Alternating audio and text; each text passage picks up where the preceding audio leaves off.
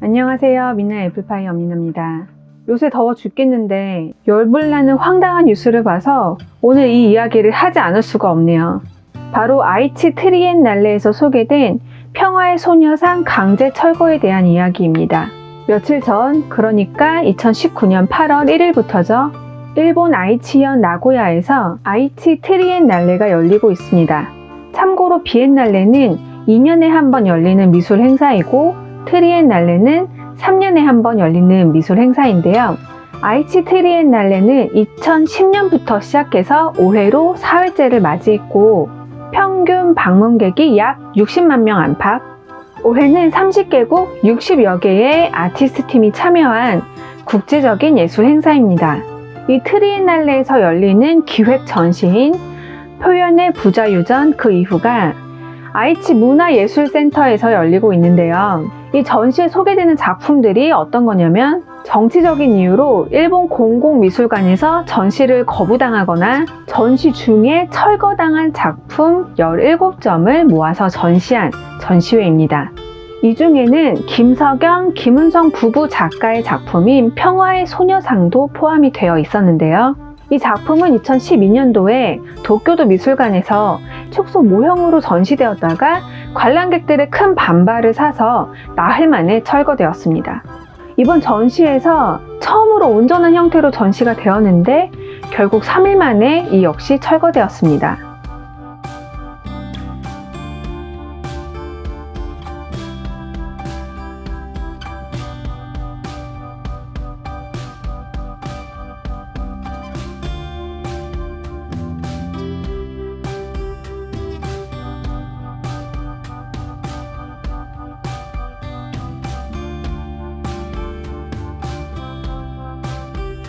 대다수의 일반 일본인 관람객들은 이 평화의 소녀상에 담긴 진정한 의미가 단순한 반일 감정의 상징이 아니라 평화의 상징이라는 것을 받아들이고 공감했습니다. 하지만 결국 정부의 압박으로 이 역시 3일 만에 철거되었고 전시 보조금 지원 삭감까지 거론이 되고 있는 상황이죠. 일본 정부는 지금 전시 제목인 표현의 부자유를 다시 한번 스스로가 증명하고 있습니다.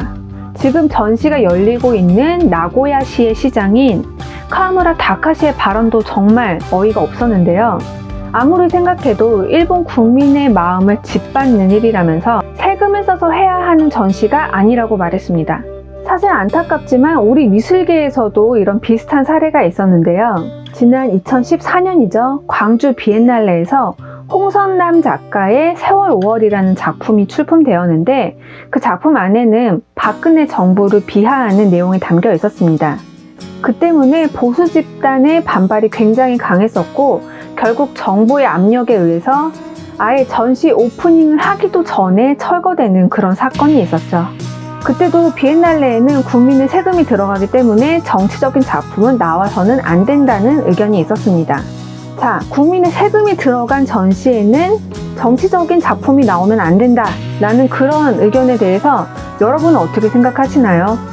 제 생각에 이 말은 첫 번째는 역사의 과오에 대해서 인정하지 않는 자세, 두 번째는 예술에 대한 검열이라는 이 사건의 본질이자 비민주주의적이고 야만적인 행태에서 아주 굉장히 교묘하게 빠져나가는 질 나쁜 수법인 것 같아요. 한마디로 지금 사람들의 관심과 집중을 다른 쪽으로 분산시키기 위해서, 돌리기 위해서 하는 말이라는 거죠. 지난 8월 2일 JTBC 뉴스룸에 출연했던 세종대학교 호사카 유지 교수에 의하면 일본 국민의 50%는 정치에 관심이 없다는데 그렇다면 평화의 소녀상의 존재조차 모르는 사람들이 굉장히 많을 가능성이 높죠. 그런데 그런 사람들한테 자기 세금이 쓰여진 전시에 자기가 소속된 집단을 비난하는 그런 작품이 나온다고 말하면 그게 뭔지 진정한 의미는 어떤 게 담겨 있는지 생각할 여유조차 갖지 않고 싫어할 게 뻔하잖아요. 자, 과거, 역사의 과오에 대한 인정, 그리고 예술에 대한 검열, 그리고 거기에 또 세금 문제까지 우리는 이런 문제를 어떤 시각으로 바라볼 수 있을까요? 세계 미술계에서 이와 관련해서 아주 바람직한 사례가 하나 있습니다. 바로 런던 그리니치 국립해양박물관에 소장되어 있는 잉카 쇼니바레의 2010년 작품인 병 속에 든 넬슨 제독의 배인데요. 이렇게 배가 유리형 속에 들어있는 형태의 모형은 유럽의 수비니어 숍에서 어렵지 않게 볼 수 있는 기념품인데요. 이 작품은 바로 그 기념품을 가로 4.7m, 지름 2.8m의 거대한 스케일로 확대한 그런 조형물입니다. 제목이 병 속에 든 넬슨 제독의 배잖아요. 넬슨 제독이 누구냐면 프랑스와 영국 사이에 있었던 트라팔가 해전이라는 큰 전투에서 영국을 승리로 이끈 영국의 국민적인 영웅입니다. 그래서 이 작품은 넬슨 제독에 대한 오마주처럼 보이지만 실은 이 배는 넬슨 제독 시대의 노예선을 상징하기도 합니다.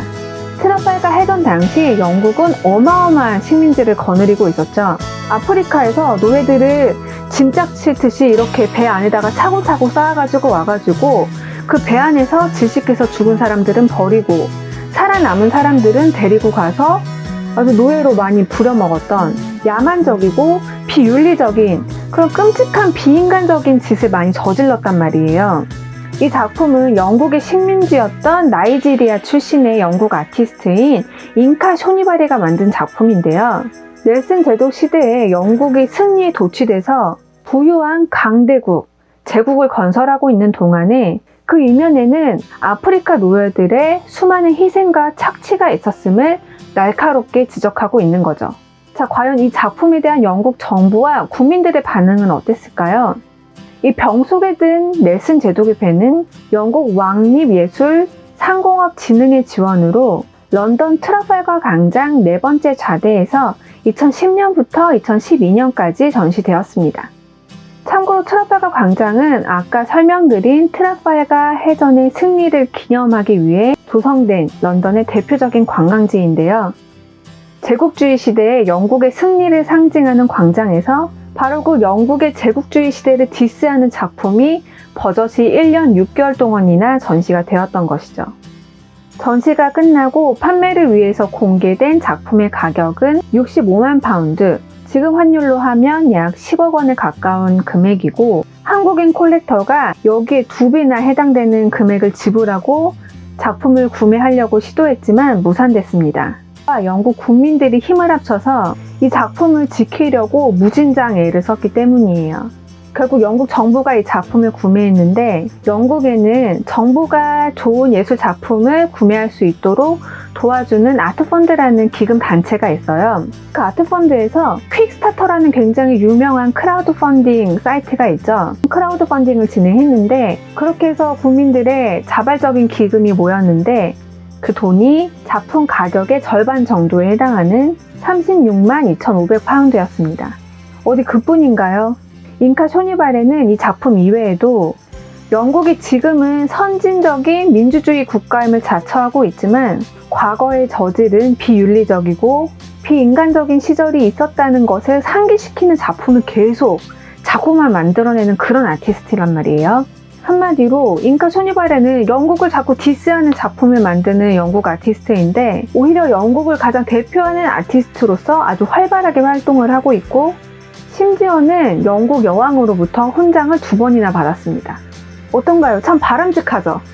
성숙한 민주주의 국가라면 과거의 잘못을 인정하고 그것을 계속 상기하면서 잊지 않으려고 하는 다시는 그런 일이 일어나지 않도록 하려는 노력이 필요한 것이고 예술에서는 이런 거침없는 표현의 자유를 허용하는 것이 곧 민주주의의 가치를 실현하는 것이라는 것을 반드시 알아야 합니다. 그리고 이건 정부만의 문제가 아니죠. 국민들 역시 자신과 무관한 것이 아니라 과거 조상의 과오에 대한 책임의식을 자신들도 갖고 있어야 한다는 사실을 인식하고 책임있게 행동을 해야 할 것입니다. 네, 오늘 midnight 애플파이는 여기까지입니다. 영상이 마음에 드셨다면 좋아요, 댓글 남겨주시고 다음 영상이 궁금하시다면 구독을, 구독 중이라면 알람이 켜져 있나 확인해주세요. 저는 다음 영상에서 인사드리겠습니다. 안녕.